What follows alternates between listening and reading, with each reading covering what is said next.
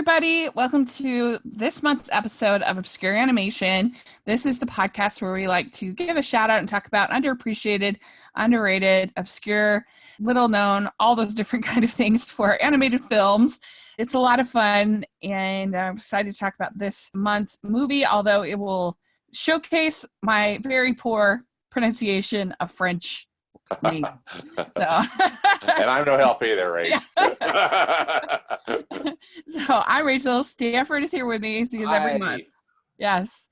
So this is really fun. We are talking about the 2015 animated film Phantom Boy. And this is from the directing team of Jean-Louis Pellicoli and Alain Gagnon. Hey, nicely done. As far as best we can do. I couldn't do any better. Yeah. And so it's going to be fun. I'm excited to talk about it. It's not that often that we get new, original, not only 2D animation, but original superhero stories, people trying to tell something fresh. And so it's kind of, I appreciate it. And I think it's an interesting film. So had you ever seen this one before? No, I hadn't seen it. So I always am open to your suggestions, and so this was a really interesting film. Yeah. Well, good. I'm glad. This is available to watch on Netflix, so most people will have some availability to watch it. So if you think it sounds interesting, then then check it out. Had you seen A Cat in Paris? No, but I had heard of it. But it was interesting. Phantom Boy was not on my radar at all, Rachel. I'd never even heard of it until you talked with me about it. Mm-hmm. And so, or you had mentioned it, and then I was getting it confused with another film because when I found it and then started to watch it, I was like, oh, this is not the one. This was not the one. Yeah. Where did you see it first? Well, at that point, this didn't come to the United States until 2016. Yes. And I was on, because of Rotoscopers, I was on the G Kids kind of screener list. Oh, yeah. And okay. so they pretty much just sent me either a link or a DVD of any movie they were releasing. I don't know. I feel like it's more hit and miss that I get those now every once in a while. But the person that I was sort of my contact at the time that's since left. Yeah, G-Kids, I think, they've got some new employees, huh? Yeah. I get their emails too, and I don't recognize these names. Right, yeah. And G-Kids is so amazing. They're such an incredible gift to animation. They're kind of the only thing I can compare it to is sort of the Blumhouse of animation. And they don't have the hits that Blumhouse has. Maybe more the A24. Maybe that's a good comparison of animation. That has these sort of indies that they champion and release and distribute and everything like that. And, yeah. And they've done a great job of not only presenting these animated films to the best of their ability, try to get them in at least art house theaters, things like that. But they've done a very good job of getting awards recognition for these animated films. Almost every year, there's one or two G-Kids promoted release. They've done a lot better than some of the other smaller studios in that regard. When you hear, like, I was so excited to hear that Makoto Shinkai's new film is being released by G-Kids this year. Yeah. Is because Your Name was distributed by, I think, Shout Factory. Yeah, it was Shout Factory, if I'm not mistaken. And they just don't have what it takes. Right. To get that reward.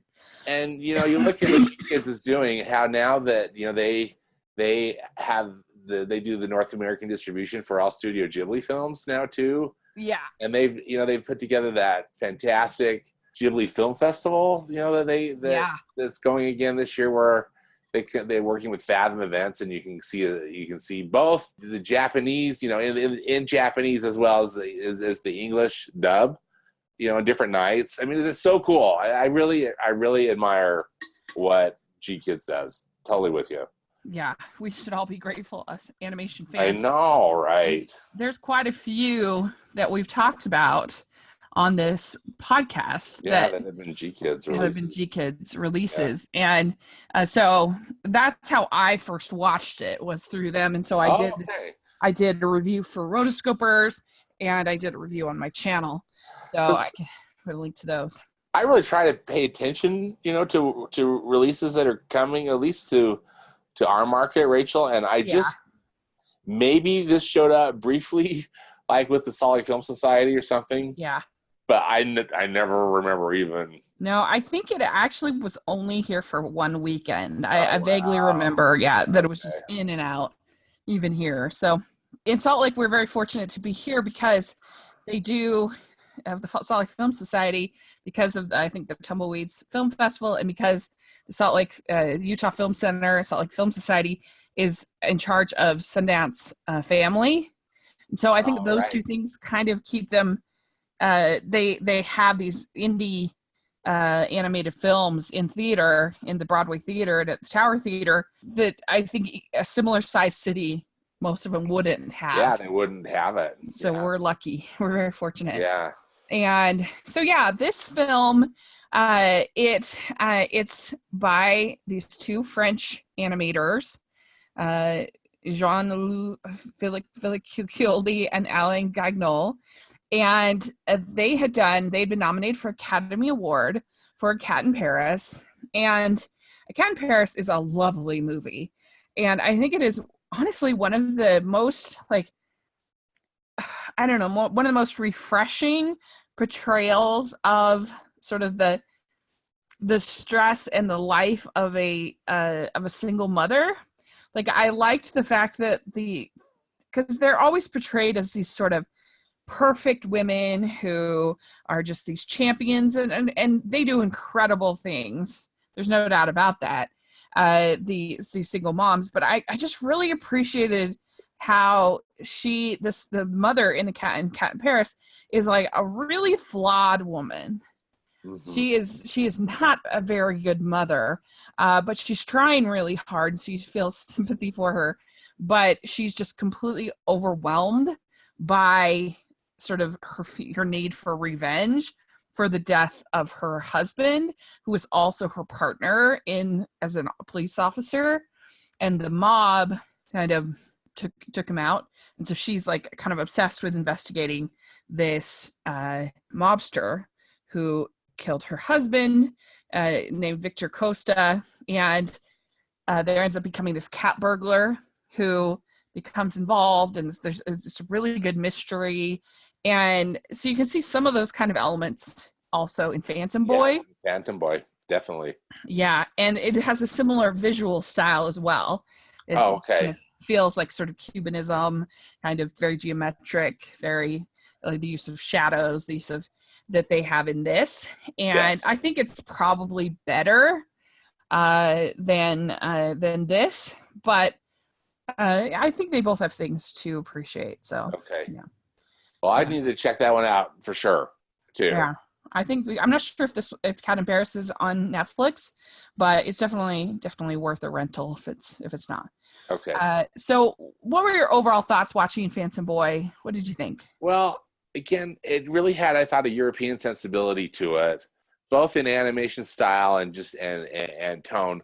I liked how it was, although it's a fantasy film, it's very real with the emotions. It's about this boy who's sick, and they don't really disclose a lot about his illness, but he's sick enough to be in a hospital. He's committed to this hospital for a while. And I just appreciated the fact that they were, I thought, emotionally authentic, for lack of a way to say it, Rachel.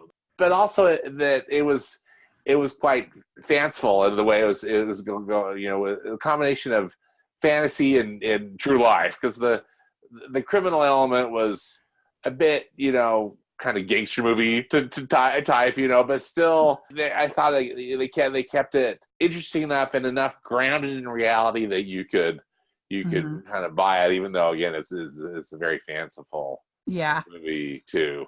Yeah, I mean, there's definitely elements of it that feel they're definitely trying to give that sort of crime noir Yes. kind of feel to the story, and there's definitely parts that are kind of over the top, and that are just really hit the different tropes of that genre. Like the tough talking police Yes. chief, and the Exactly. things like that. But yeah, I think they do a good job of giving some real heart to it, some real like emotion. The animation is so pretty It is pretty to look and at. unique that I really enjoyed that. Me And too. overall, it's just I found it very refreshing to watch. Mm-hmm. That Yeah, same here. both from a superhero standpoint, and that's why I thought of covering it this month, because this is Phantom Boy. We have Spider-Man, which is about a teenager, out this month. So I thought it would be kind of if people are looking for something that's kind of refreshing with maybe some of the same themes, they could check out this Phantom Boy. Yeah. And yeah, I think you're right. I don't know why I always sort of just kind of assumed that he has leukemia. I don't know why. That's just my kind of feels like those are the symptoms, but yeah, it doesn't really specify it. Yeah. I wonder if it was leukemia, Yeah. or some kind of cancer, Yeah. something different. Yeah. Something like that. And you're right. He develops this power that in the hospital, where he can separate from his body, and his spirit or his phantom, as they call it here, can travel outside of, can travel all over the city. And he can fly. Yeah. And go through any kind of physical barrier, walls or whatever. He's just, it's pretty cool. I mean, we're talking about a cool power. Yeah, I know. And I forgot to say that this, there's the studio that's part of this. It's Folimage, Folimage, that was actually founded in 1981. But they've done mostly shorts and television series, but they have done 5 features. So, and they're definitely their most famous is A Cat in Paris. It's too bad the people at Illumination can't just purchase them and spread these movies, because they're from France. Right. They're there. Maybe help with their films too, right? Yeah. I mean, it'd be like probably 5% maybe of the budget of a Minions movie. Right. Exactly. But anyway, yeah, so this kid Leo can separate from his body, and I do think it was a really powerful scene. Almost immediately, because his parents are putting up a really brave face for him, and then he separates and he goes and he sees his mother crying in the car, and he has never seen any of that kind of emotion. Yeah. And I thought that was really moving. I know it was moving too. As I previously mentioned, and again, a brave choice by the filmmakers, but also, again, a very kind of with that European realist sensibility, heightened with the fantasy. Yeah. With the fantasy of him becoming Phantom Boy and able to do what he does. Yeah. What did you think of the way he was animated as a Phantom? Sort of that fluorescent blue. I liked it. Yeah. And I particularly like it when he flies. Actually, I love the opening credits even. Yeah. They have that line, that shows clearly that you're introducing okay, someone's going to be able to fly. We assume it's Phantom Boy, But I really liked it. What did you think? Oh, I love it. I love those scenes when you just get a sense of just him being free. Yeah. And the cubism in all of the buildings, the way it just looked so cool. But you could tell that these French people have probably never been to New York City. Right. That's pretty funny. It's yeah. Again, that part is not too realistic, right? but yeah, it's visually really, really beautiful. And I think the music, it's somebody named Serge Bissette who also did the music for Cat in Paris. Oh, okay. And I really enjoyed the music there, and I enjoyed the music here. I thought they did a really nice job. Yeah, I really liked the music too. I thought it added a lot. Yeah, Definitely. So what do you think of this mob boss named The Face? What do you think of his design and also I like his design. Again, it's like cubism. Mm-hmm. And, you know, he's scary. He reminded me almost like of something that maybe you'd see in like Dick Tracy, you know, or something. Just this grotesque, but really kind of fascinating character. I thought he was an effective villain. Again, maybe a bit stereotypical, you know, for lack of a better word. But still, though, effective and definitely menacing, definitely a good villain for the film. Yeah, I think so. I think that the Dick Tracy is a good point of comparison. I think you could even compare to some of the superhero movies in the 90s almost, just in visual appeal. Yeah, true. Some of those things that they had. And I think that Vincent D'Onofrio does a pretty good job in the dub. Yeah, I think so too. Yeah, because that's the one that's on Netflix. It's this English dub that's got some pretty famous people that you'll recognize. I think Vincent D'Onofrio does a perfectly fine job with it too. Yeah, because he's been. I think that he's the bad guy on the Netflix Daredevil show. I'm pretty sure. He is. Yeah, he plays Kingpin. And I liked this whole conceit of this. He's starting out by turning off all of the power to the city. Yeah. And and seeing all of the buildings just lose their light. I thought that whole sequence really worked. When he gets to some of the shenanigans with his goons and stuff, like that interests me less. Yeah, same here. The animation's really neat and very effective with the power outage, but yeah, some of the stuff with the goons, I don't know. I guess it was a little tiresome for me. And like with the dog and stuff like that. Yeah. I mean, this was cool because he's like in the beginning there's only darkness, and so it's like reciting the Bible, and it just brought a lot of cool film noir kind of to it all, I think. Yeah. And that's where we get to meet Lieutenant Tanner. Yes. He's the other main character, and he won't kind of listen to instructions, which is again a very classic. Whether you're talking like Mel Gibson's character in Lethal Weapon, or there's a million sort of. And that seemed very American to me. His and maybe that's also a similar thing in many other police movies too, around the world. But the headstrong cop kind of a thing is you see it all the time. Yeah. And he ends up getting assigned to work in the docks, which to me, it was kind of funny to me because like that seems like a pretty, like, I wouldn't send somebody to be out of the way. Like if I wanted to send somebody to be out of the way, I'd send them to be, I don't know, over school or something like that. Like doing security for like a bowling alley or something. Like that's the kind of thing that right. Not the docks. You said like the elementary school or something, right? Where it's just kind of like, really. Especially if you don't want him to be looking into all this. Yes. This stuff. And so he's working there at the docks, and he ends up getting beat up by these goons and by the Face, and he breaks his leg. And I don't know, maybe it's those French hospitals, but I don't know why he has to spend so much time at the hospital for a broken leg. I know, because it's like Oxford, that's such an outpatient procedure. Like they set it and they're like, get out of here. Right. You have to go home in America. That universal health care over there in France. You can stay in the hospital for 2 weeks. With a broken leg. Yeah. That was kind of funny. I know so too. In fact, I kind of was, as it was going, I was just like, yeah, shouldn't you have like maybe a severe illness? Yeah.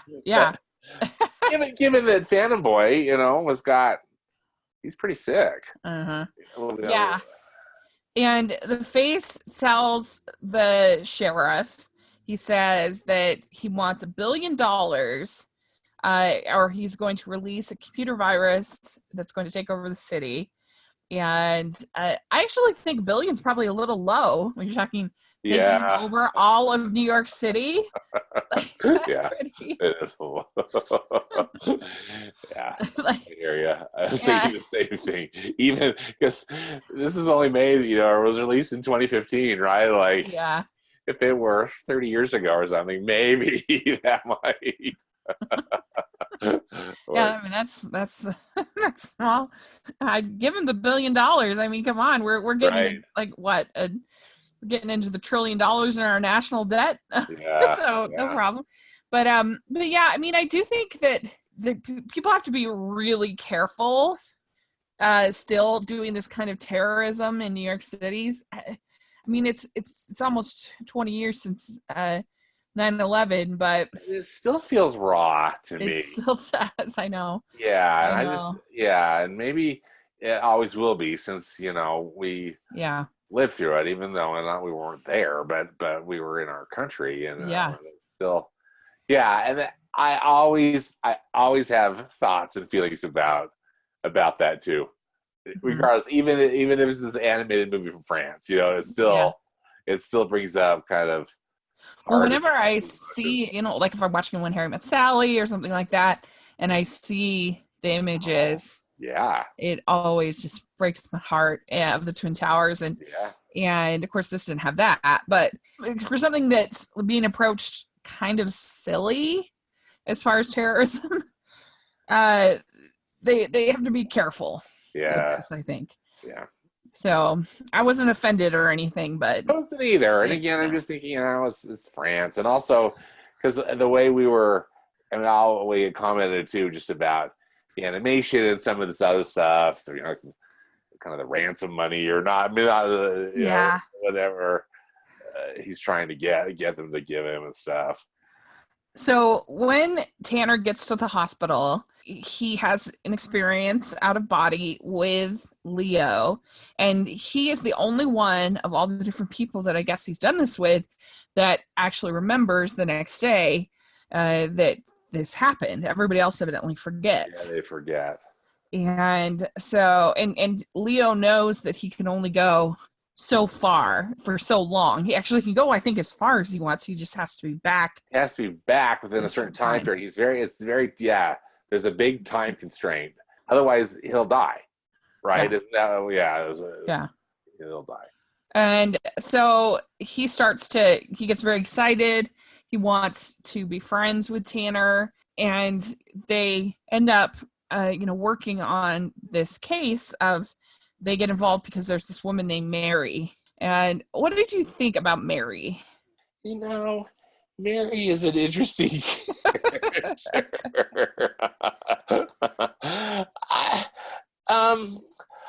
I liked her. She seemed, in some ways, it was almost like she was out of place. But then in other ways, it's like, well, she's bringing a kind of an unusual take on the kind of even though again this is a fantasy, but on this kind of traditional buddy cop kind of thing. She is an archetype too, sort of. I mean, a little bit damsel in distress, but also like the tough talking reporter. Yes, kind of thing you see here. And compared to in Cat in Paris, where the mother is just such a rich, interesting character who's like bitter and angry and yet still loving. I think that that is a real weakness to her because she's just kind of bland. I thought she was bland. I mean, she's sassy enough and kind of brave enough, but really overall uninteresting, I thought. Yeah, she's like a weaker version. No, she's like a weaker version of April from the Ninja Turtles. I mean, it's not. Yeah, I agree with you on that. And Leo, he loves cops, so that's why he's pretty excited. But Tanner's kind of at the beginning. Detective Tanner is kind of upset because his crime boss is not letting him work on the case, and it's only when Leo can kind of give this information and that he realizes that he can use this as a tool, that he starts being nicer, because he's kind of mean to Leo. He's mean, but yeah, then when he realizes what's happening, he was able to connect. So Leo is able to connect with him, even if he's not, when he's just conscious and connected with his phantom, right, with his spirit. And so that's pretty cool. Because that really provides him with a very unique tool set to really be able to do some amazing detective work. And just when you're getting a little frustrated, they'll have one of these flying sequences, and I think it kind of brings me back. Yes, the movie. Exactly. I never really got bored, but when I get a little kind of frustrated, can we move this forward? Can we move the plot forward? Yeah, then like a really cool sequence happens with the flying. Yeah, because it's only 84 minutes, so it's not very long. But which is so interesting, because it seemed short, but it also seemed longer than that to me. I know, me too. Yeah. And the part I don't care for, I didn't think the humor really worked. And I don't think the humor seemed really out of place. Yeah, I don't know if that's just a cultural thing or maybe it would work better at, like if you were a native French speaker, or and we said we're watching the French language version. I wondered about that too. Yeah, it's hard to say, because I love A Town Called Panic, and that's French and it's hilarious. So who knows? But yeah, I didn't think the things like this goofy dog and stuff like that. I don't know. It just wasn't my favorite. I also really didn't care for the scene when there's a mole amongst the group of goons, and they end up going into that strip club kind of place.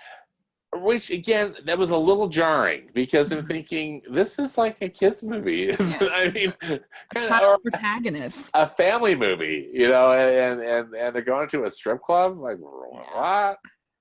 I didn't really care for that, but I loved the scene when he's talking about, sometimes I forget how heavy my body is, and and he's flying, and you see him at Central Park, you see him on top of Lady Liberty's torch. That whole sequence was great. I thought so too. And again, in a way, I was just trying to put myself into his shoes, because I haven't personally known young kids that have been so sick like that. I've known older people that have been sick like that. But just think, what a liberating concept, just to know that your body might be sick and keep you down, but to be able to go out and still do something wonderful like the Phantom Boy can do. It's just, I think, again, such a wonderful concept. Yeah, I think so, for sure. And do we know, does his sister Lily, does she see him as the Phantom or not? I don't think she does. Okay, because there was time he was a little, can you see me? Yes. But I don't think she actually did. I don't think she ever did. Or she could. Maybe she could sense him, but I never got the impression that she could see him. But maybe I could be wrong. So Mary ends up, I think, dropping her phone. Yeah. And the face gets a message from Tanner on Mary's phone. So they find her and they hold her up, and she's in the car kind of when this happened. And that was a pretty creepy sequence when he's trying to get into her car. Yeah. And then you see the mole character gets hit by a safe. So he can't do any good. Right. And they send these goons to the hospital to try to take out Detective Tanner. But Leo's able to go, and they're able to kind of they actually take Leo. He's out of his body, but they're carrying the body. So Leo can't find his body. Yeah. So that's I think a pretty cool and a kind of an exciting sequence too, how madly flying through that building, just through walls and doors and everything, trying to find his body, and just think, wow, yeah, this is a dilemma. Yeah, and his body, like, it starts to kind of morph a little bit. Yes. It's sort of weird. But yeah, he's the rules of this whole thing are kind of weird overall. So Leo follows Rufus to get to the face, and he eventually is able to get back in his body. So that's sort of that episode. But then Tanner ends up getting fired by his boss. Yeah. He just wants to just pretend like this is all not happening. And he doesn't believe any of the clues that Leo is finding about the face, because he's like, how could you know these things? You're in the hospital.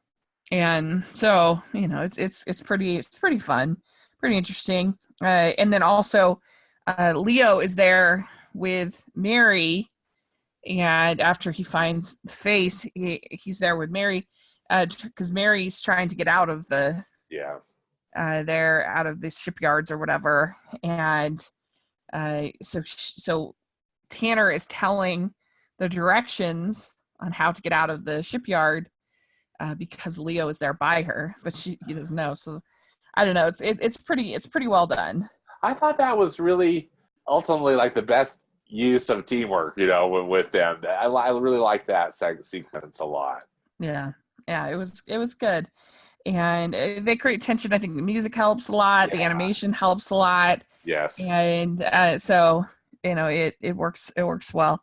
And then Mary is trying to figure out the face's password, to try to stop the virus from getting released. And the password she finally figures out is eyelids.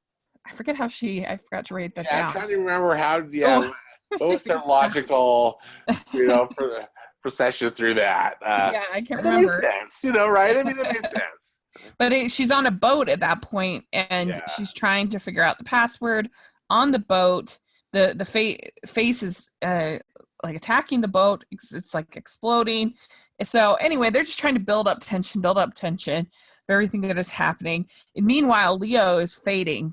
He's been away from his body so long. Yeah. And so then you also have the Rufus the dog attacking face, which allows Mary to go, but Leo's still really, really fading. And you get Lily reading to Leo's body, and that seems to help for some reason.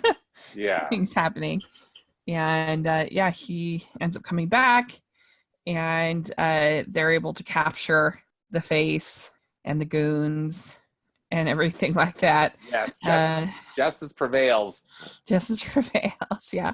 And then the captain, of course, gives Tanner back his job. Well, the mayor wants to congratulate him. It's very exciting. And do we get the impression that once he leaves the hospital that he kind of forgets what happens, or that with Leo, or do they remember each other? I can't remember. I forgot to write that down. It seems to me that they remember each other, but then also it's kind of unclear. Mm-hmm. If I'm remembering correctly. Yeah. I mean, I just watched it, but still. Yeah. Because I think this movie is over a fairly brief, I think it's only a day. It's a day. 2 days. Yeah, something like that. So anyway, they get honored, or Alex, the Tanner gets honored for saving the city by the mayor. And then at the end, he says, "My name is Leo. I'm 11 years old, and I'm a hero." Yeah, that's kind of your ending. Yeah, and classic superhero ending in a way, right? Yeah, and I don't know if once he's completely better, if he'll never have this happen again, or if this is something that will happen again. Probably not, but it's a nice little contained superhero movie. I just feel like that's just such a rarity. We hardly ever have that happen anymore, and it's not the kind of movie that you're going to remember as a favorite or the best movie or something like that, but I think it's a sweet little movie, and I love the animation. Yeah, I enjoyed watching it too. So many ways it felt to me, and I mean this is a total compliment, Rachel, but looking at just a wonderfully illustrated children's book, mm-hmm. Where you just got to get taken away with the art, and the story is fun and compelling enough, but I think I like the art more than I like the story. Yeah, I agree with you. Still though, it was an enjoyable watch, and I just appreciated the recommendation from you. So thank you. Well, you're welcome. It was fun. It was fun to revisit it as well. And I like I said, if you're just in the mood for something different, something fresh, it's on Netflix. It's only 84 minutes. Definitely, I think worth worth your time to check Yes. out Phantom Boy. Definitely. Mm-hmm. And I said, I think in general, I think the voice dub is perfectly serviceable and fine. I thought so too. You have Jared Padalecki. Nothing really stood out as like negative, you know. I just thought, you know, this they're doing a good job. Mm-hmm. Yeah, Vincent D'Onofrio. You have Melissa Disney, Fred Armisen. Yeah. Mm-hmm. So there we go. So that's Phantom Boy. It's a fun little movie. So yeah, we are still kind of debating, I think, what we want. Or were you interested in doing the wild thornberries? Oh yeah, for sure. Wild thornberries. Okay, because I think that would be a perfect one for August because it's all about adventure and I don't know. No, I think that would be fun, and you know that fun Paul Simon music because I know I've seen that. Yeah. It's just, you know, it's been a while. So that'll be fun. Yeah, I technically have reviewed it for Family Movie Night, one of the very first ones I did, but it's been a long time. So yeah, it's a really fun. I in my opinion, I think the Wild Thornberries as a show is the best of those Nickelodeon shows. Nickelodeon, yeah. And the golden age of Nickelodeon, right? Yeah, and I think the movie is just like this hidden little gem that's really got a ton of heart and fun. It's funny, and the animation, and like I said, the music. So let's do that next month. That'll be really fun. Yeah. And if you have any suggestions of what you'd like us to do for obscure animation or indie animation, please let us know. We'd love to hear your thoughts. And thanks again. And Stanford, where can people find you? I'm on Twitter at Stanford Clark, and I also have a movie blog and podcast, which is at moviespastandpresent.com. Great. And you can find me at Rachel's Reviews, all over social media, and on iTunes and YouTube. If you're listening on iTunes, if you can give us your ratings and reviews. And if you're listening on YouTube, you can give us a thumbs up, subscribe to the channel. We really appreciate that as well. And if you are interested, become a patron of all of my content. We talk about animation. We talk about new movies, $5 a month for our Facebook group. It's really fun and growing. And we have perks and different things. We have Animation Junkie t-shirts and other fun stuff. So check it out. All that will be in the description. So thanks very much. And we'll talk next month. Hey, thanks. Bye. Okay, bye.